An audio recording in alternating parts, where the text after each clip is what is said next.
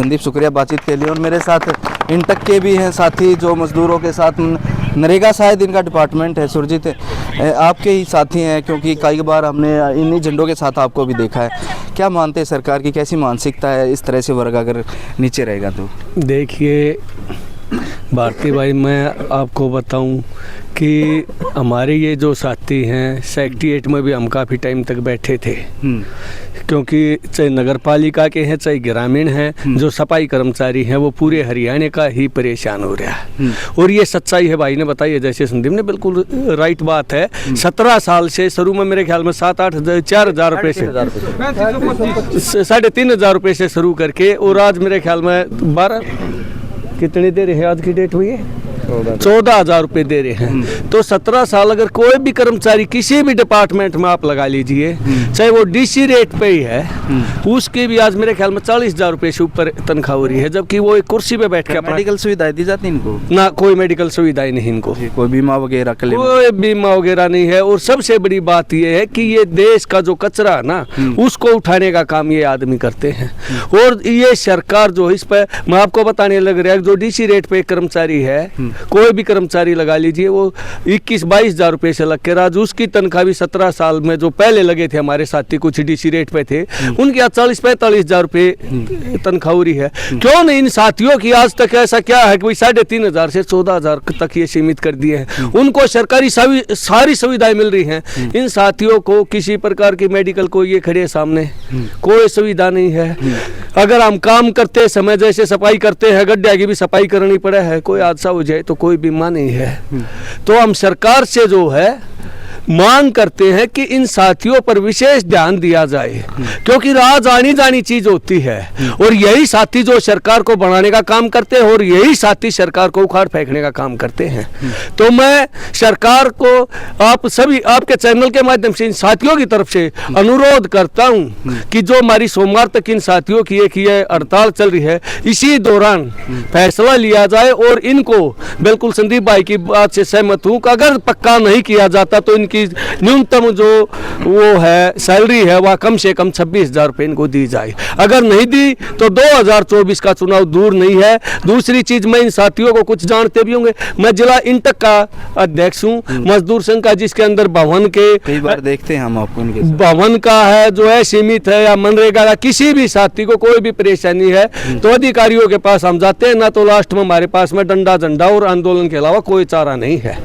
आप कुछ कहना चाहेंगे? हाँ जी, देखिए जी 17 साल हो गया, जो कि हमारे ये भारतीय बड़े भाई नेता हैं, इनने बढ़िया बात कही है कि 17 साल हो गए। 17 साल में तो बड़ा कुलडी के भाग भी 12 साल में जाग दिया हमने। 14 साल में राम ने भी वनवास काट के, भाई हाँ, राम ने भी वनवास काट 14 साल में आगे थे, लेकिन हमने 17 साल हो गया ये भाई ऐसा कार्य करना नहीं था। हमारा गुस्सा है सरकार के प्रति, इतना गुस्सा जी, ऐसा जी धरना पे बैठे रहे जब तक हमारा कोई बढ़िया परिणाम सरकार नहीं सुनाने ने, तो हम इतने बैठे रहेंगे। किसानों को 1 साल के लिए बैठना पड़ गया था। हाँ जी, बिल्कुल बैठ सकेंगे जी, 1 साल हम उसके लिए, हाँ जी बिल्कुल तैयार हैं जी बैठने का, जब तक सरकार हमारा कोई न्याय नहीं करती, जब तक हम इस पर बैठे रहेंगे धरना पे। चुनाव में फिर किसके साथ जाएंगे? चुनाव में गांव-गांव जाकर इस सरकार का बहिष्कार करेंगे और काले बिल्ले दिखाने का हम काम करेंगे। आगे सरकार को परे भगाओ, इसको वोट देने की कोई जरूरत नहीं। ये गरीबों को मारने वाली सरकार है, आम जनता को मारने वाली सरकार है। गरीब बताओ आप 12-13 हजार रुपए में क्या होता है, कितनी महंगाई है, जो गले से खाना भी नहीं खा सकते। हाँ जी, आपने सुना होगा टमाटर का भाव भी 200 रुपए किलो था, आलू भी 40 रुपए किलो बिक रहे थे। गरीब कहाँ तक इतने पैसे में कहाँ गुजारा करेगा? बच्चों की पढ़ाई भी है, सिलेंडर देखो कितने का मिलता है। तो गरीब तो हमारे 1000 है जी, इतनी हमारी सैलरी को ना। और एक और जी, हम गंदगी का काम करते हैं, ना कोई तेल ना साबुन बगैर है, सब कुछ खराब हो जाता है। आप शहर के हालात देख सकते हैं, जो कर्मचारी हड़ताल पे, पूरा शहर है गंदगी से लबालब है, भरपूर मात्रा में गंदगी फैल गई। हाँ जी बिल्कुल, और भी ज्यादा गंदगी फैलेगी अगर सरकार हमारी को सुनवाई नहीं करती है। और कोई साथी अपनी बात रखना चाहता हो, कुछ कहेंगे आप भी? जो प्रधान साहब जो बोल रहा है, जैसे संदीप जी ने कही से और सुनील जी ने कही से, वे साहब खड़े तो उन्होंने जो कही से, ये बात सत्य है कि ये सरकार सबसे निकम्मी सरकार है, बीजेपी सरकार। इससे ज़्यादा कोई निकम्मा नहीं है, क्योंकि ग्रामीण सफाई कर्मचारी जो सबसे निचला दर्जा है उसके लिए कोई सुविधा नहीं। जी, मैं आपसे एक बात जानना चाहूँगा कि जिस तरह से आपने सरकार को देखा, पहले भी सरकारें देखी, इससे पहले हुड्डा सरकार थी, वो भी ऐसी ही थी या कुछ काम होते थे आपके, सच्चाई है वो हुड्डा बताएं। सरकार ने क्या शीशों को आड़ा से कर दिया था, हमारे डायरेक्ट खाता में तनख्वाह कर दी थी ये, और सरपंच की अधीनता हमारी छुटवा दी, सेक्रेटरी के अंडर कर दिया था।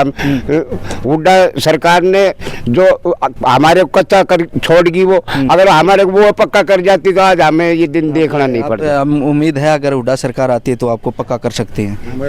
ये कोई मैं गारंटी से नहीं कह सकता, लेकिन ये काम हम तो उसी के साथ है जो हमारे पक्ष में काम आपका उन्होंने किया, आपने बताया कि हमें सरपंच से हटा के अलग कर दिया था भाई जी। ये और ये किसी भी काबिल नहीं छोड़ा है ना, हमने उसने हमको कोई काबिल छोड़ दिया हो, जैसे पंजाब में पक्का, यूपी में पक्का ग्रामीण सफाई कर्मचारी, तो यहाँ क्यों, हरियाणा में क्यों नहीं? जी अच्छी बात है आपकी। क्या बोले थे, बोलिए। ये बोल रहे हैं जी, इस सरकार का हमने तो से ये झूठा तूफान देख लिया, कई जगह मंत्रियों से मिले हैं, आगे भाई तुम्हारी सुनवाई जल्दी हो जाएगी, लेकिन इस सरकार का हमें कोई भरोसा नहीं जी। सरकार अगर जल्दी बढ़िया पैनल बना के इस रोजगार का बढ़िया स्कीम के द्वारा इस रोजगार को अपने उसमें हुकूमत ठीक रहेगा। और तमाम महिलाएं सफाई कर्मचारी कैमरे के सामने से बचती हैं, ग्रामीण अंचल की महिलाएं हैं। अब देखते हैं कैमरे के सामने वो तकरीबन नहीं आती, चाहे वो शादी प्रोग्राम हो या और कैमरे से बच के ही रहते हैं। और जो है जो बातें थी, जो इनकी जायज़ मांगे हैं, क्योंकि गांव का जो स्वास्थ्यकरण है, स्वच्छता अभियान है, उसके अहम कड़ी हैं। अगर ये भी सड़कों पे रहेंगे, कल है खिलाड़ियों से बात की, वो सरकार की नीतियों से परेशान है। आरोप लगाए प्रियंका काद्यान ने भी कि मेरा नंबर था, 14 साल से कैप्टन थी, लेकिन अब राजनीति के कारण है वाइस कैप्टन बना दिया गया। या तो ये कारण है कि इस इलाके में है भूपेंद्र सिंह हुड्डा का प्रभाव है, इसलिए इसकी अनदेखी की जाती है, या फिर भाजपा जो नेता हैं यहाँ के, उनका प्रभाव सरकार में नहीं है, वो काम नहीं करा पाते। और इस तरह से अगर वर्ग टूट कर है भूपेंद्र सिंह हुड्डा की तरफ जाएगा, तो मैं मानता हूँ 2024 में कांग्रेस का आना यहाँ से तय है। शुक्रिया।